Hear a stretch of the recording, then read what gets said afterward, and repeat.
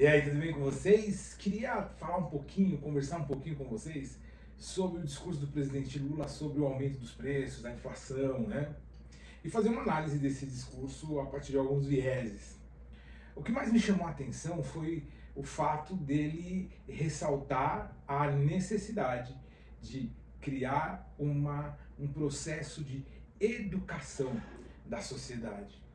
Parece um discurso simples e alguma coisa como vamos só explicar para a sociedade, talvez desenvolver novas técnicas de um consumo sustentável, mas eu acho que vai muito além disso.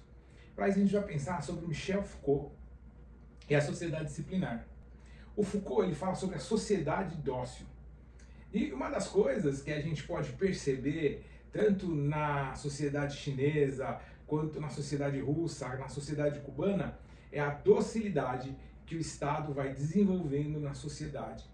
Sociedade disciplinar. Então, e por que eles disciplinam a sociedade? Como que eles fazem isso? Né? Criando um processo onde os recursos estão concentrados na mão do Estado e então a sociedade ela tem que aceitar, né, o modelo oferecido para que ela possa sobreviver. Então, quando ele fala do aumento de preços também, se um produto está mais caro, não compre, ele traz primeiro uma ideia de algo que parece ilógico. Né? Porém, veja bem, olha, vamos pensar no tsunami lá do Japão. O que aconteceu na sequência daquela catástrofe foi um aumento exagerado do arroz. Por quê?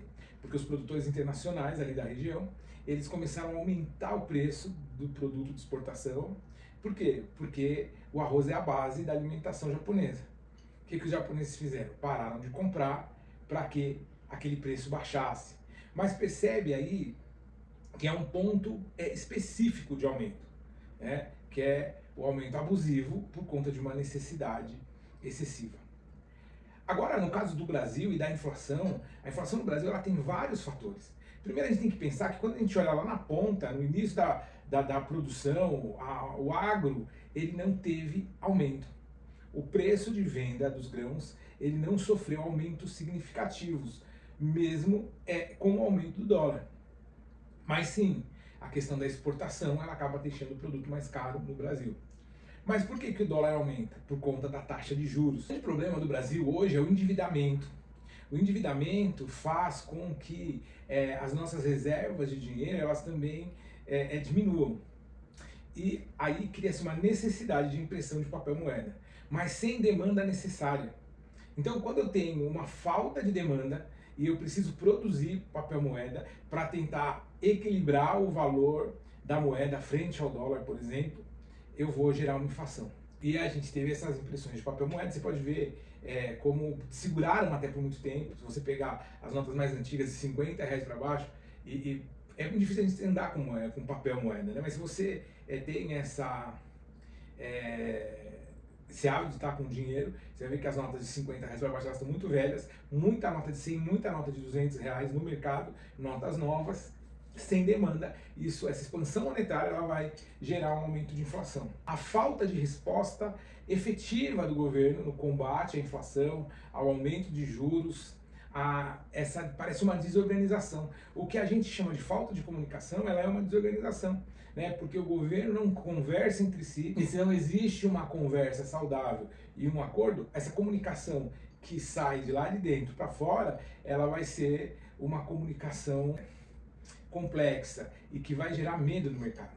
E quando a gente pensa em mercado também, uma coisa que a gente acha que mercado é o Wall Street, né? Que o mercado é a B3, que o mercado são os grandes... Não, o mercado é todo mundo que tenta blindar o seu dinheiro. Então hoje, quase todo mundo aí tem feito tutorial na internet, ou procurado algum cursinho, e investido em alguma coisa. Por quê? Porque quer guardar, quer blindar o seu dinheiro. Então é o mercado. Né? Então, todos são mercado. Um outro ponto é quando a gente joga a culpa, a gente já viu isso acontecer no governo do Sarney. O Sarney também jogou toda a culpa nas empresas, nos mercados, colocou os fiscais do Sarney, prendeu o empresário. O que começou a acontecer? Os caras pararam de produzir.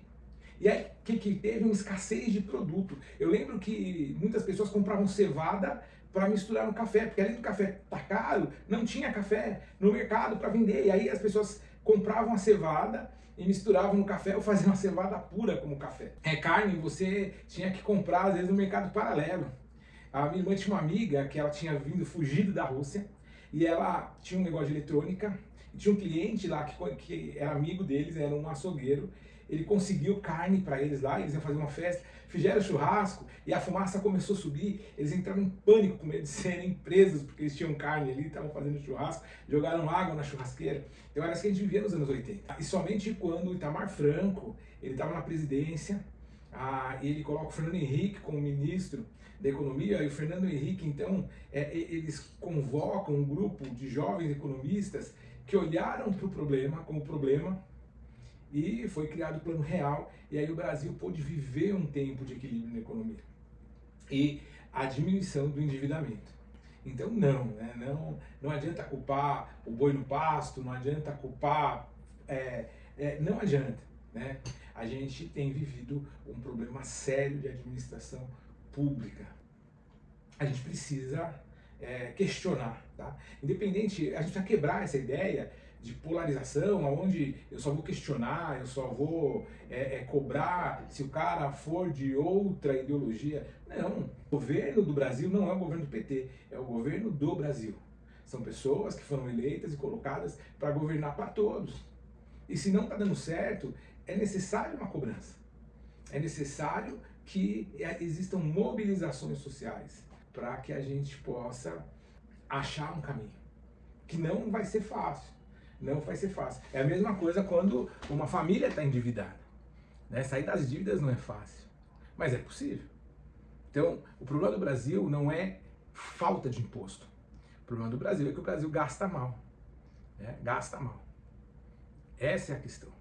Uma outra coisa é que o princípio desse socialismo, desse Estado grande, que paga todas as contas, é um princípio que o Brasil tem desde sempre. E nada é de graça, né? Como diria o Zé Capaleiro, nem o pão nem a cachaça, né? Então, o SUS, a gente precisa entender isso, o SUS não é de graça. A gente não está vivendo estabilidade econômica. A questão do baixo, da diminuição do desemprego, em partes é a mudança no cálculo. Então você tira desse cálculo todos aqueles que não estão trabalhando, mas não estão procurando emprego. E tem muita gente, cara, que prefere não procurar emprego, e eu estou falando isso não por uma opinião, né? Mas por um estudo etnográfico. Eu vivencio todo dia, né? As comunidades carentes, a pop rua, eu estou envolvido nesse processo. E muitos não querem trabalhar porque preferem viver do Estado. Fora os desalentados, pessoas que nem estão procurando emprego mais porque sabem que não vão conseguir. Porque não tem hoje capacidade, habilitação, a profissão deles não existe mais. São os desalentados. Esses grupos, eles não entram na conta. Então, se esses grupos são colocados na conta, isso muda. E impacta diretamente na questão dos cofres públicos e dos preços. Então, a gente precisa começar a questionar, não se deixar doutrinar, nem por A, nem por B, nem por direita, nem por esquerda. E entender que a Constituição brasileira ela não diz que o poder emana do STF, ou que o poder emana da presidência, ou do Congresso Nacional, ou do Senado, mas que todo o poder emana do povo e por ele é estabelecido diretamente ou a partir dos seus representantes legais. Então, o poder emana de você.